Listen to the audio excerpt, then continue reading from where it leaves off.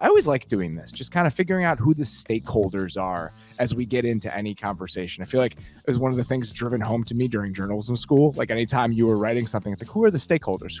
What actually matters here? What is hanging in the balance? And as we embark upon another NFL season, I feel like it's the perfect time to kind of take a step back and identify, all right, who are the 8 to 10 people here in the NFL who do have the most at stake as we kind of barrel toward week 1? Yeah, and it's hard. I always like doing this too because I feel like it's a good primer for camp. But I will say the thing that I have to try really hard to do is like you could make an argument for 2/3 of the head coaches and 2/3 of the quarterbacks in this Correct. league, and a lot of those guys are not going to be on my list here today because look, we spend a lot of time talking about head coaches and quarterbacks. So I was trying to find, and I do have some quarterbacks on my list, but trying hard to come up with maybe some guys who play different positions or just not everybody who's like the most obvious answers. Although I think we will have some of the pretty obvious guys. So why don't you start us off at a spot that I felt like we needed to address as we kicked off this podcast? Yeah, I mean, I'm talking about head coaches. How about Bill Belichick?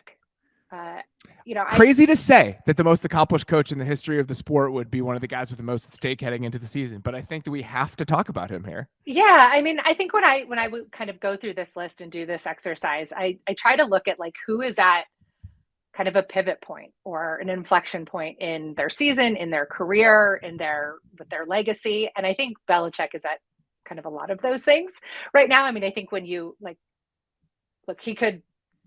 No matter what happens today, this year, he'll be the greatest coach of all time, first ballot Hall of Famer, all of those type of things. But what has happened over the last couple of years, and particularly what happened last season, has put him and the Patriots at a really, really interesting spot and a place that they have not been in a very, very, very long time. They're not the favorite in the AFC East. They're not the second favorite in the AFC East. They might not even be picked to finish third in the AFC East.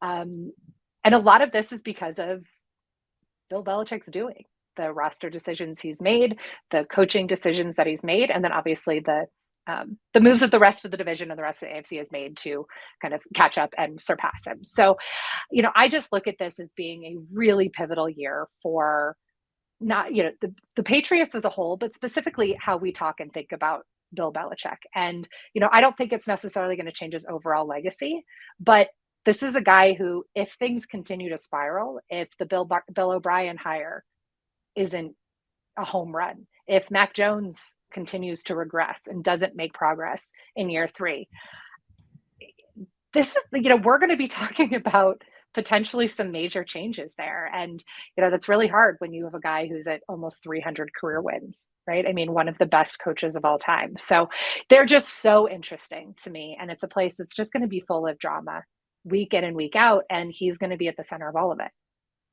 Tom Currans earlier, I think it was last week, went on Rich Eisen's show and explicitly stated that he thinks that Bill Belichick is on the hot seat. Tom's covered the Patriots for I don't know how long, as long as I've been in this business. I mean, he knows what's going on there. He's around there all the time. So when he says that, it definitely makes me listen a little bit harder.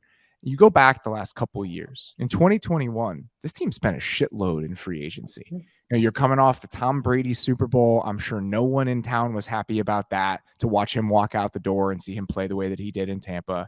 And they spent so much in free agency that year. They went out and got Matt Judon. They paid those tight ends. They gave Nelson Aguilar that contract that I think we all understood was a mistake, even in the moment.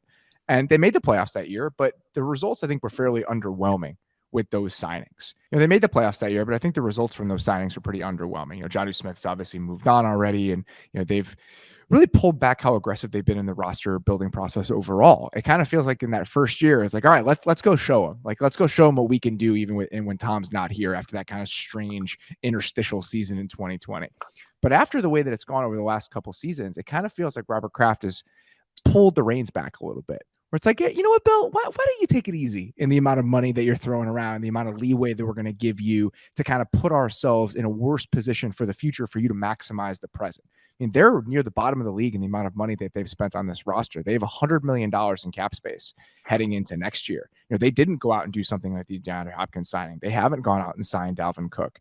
And I don't think that's necessarily an accident. It kind of feels like they're in wait and see mode with how this season is going to go before they decide whether they want to commit or how they want to commit to what the next phase of this franchise looks like. So there's a chance that they get to the end of this year and they're an 8-9 team or 7-10 team, and they finish last in the AFC East. And Robert Kraft looks at Bill and says, you know what, Bill, it's time for you to kick upstairs. We're going to figure out a new way to do this. We're going to have Gerard Mayo step in and be the head coach. Why don't you step in as an advisor, in some sort of different leadership position, and we'll figure out what the next step of this looks like. That isn't a crazy thing to imagine. And I think that's what's at stake for Bill Belichick, is him kind of getting to dictate how he wants to leave this position, how he wants to leave the coaching world, and whether or not they nudge him in one direction or the other after this year is over. I mean, I just keep looking at that career wins list too. And he's how many is he back? 30.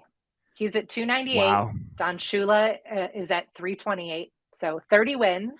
That's a bit, right? I mean, you're going to have to coach for a while. And if you're a mediocre team, you say 8 wins, 7 wins. Does that feel like the ceiling? That kind of to me feels like the ceiling. I mean, I'm fairly down on this team. I'm not like super excited about the Bill O'Brien. Like, yes, he is not Matt Patricia, and that's fantastic, but that bar is so low. And there's a part of me that wishes that Bill Belichick would have gotten more creative.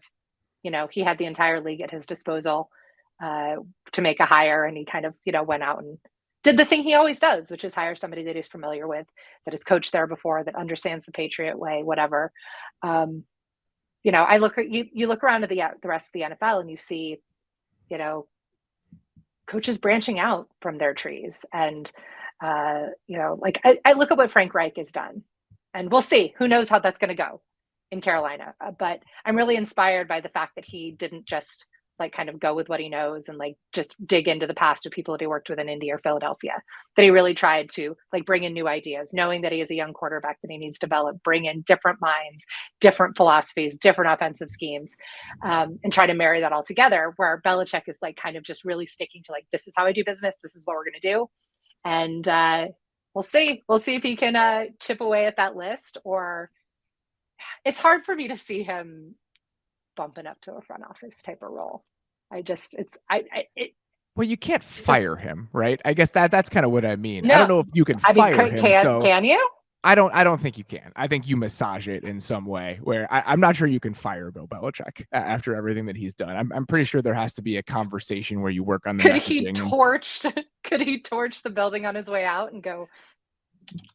Yeah, I think you kind of move him up into a box and have it be that's how you massage it going out the door. But beyond the play calling thing, and I'm a little bit more optimistic than you are just based on the ceiling, right? I think this could be one of the best defenses in the league.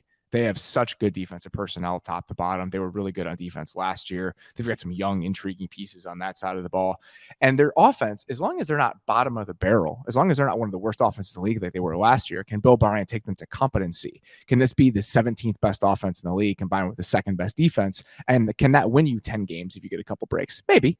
But the division is really, really good. And I just don't think they have the same sort of ceiling that other teams in the division too. And part of that is that they just haven't found the firepower on offense. They spent a first-round pick on N'Keal Harry. They spent a second-round pick on Tyquan Thornton. They spent all that money on the tight ends that they signed in free agency. They just haven't been able to find those pieces. You look at the weapons that they have, and we're talking about Juju Smith-Schuster, Devontae Parker, Hunter Henry still. They just lack so much juice at those spots, and that's what's going to hold them back. And I think that's part of the reason that you see kind of a gap between them and the other teams in the AFC is that their firepower just looks so much different. And that's the world that they now live in.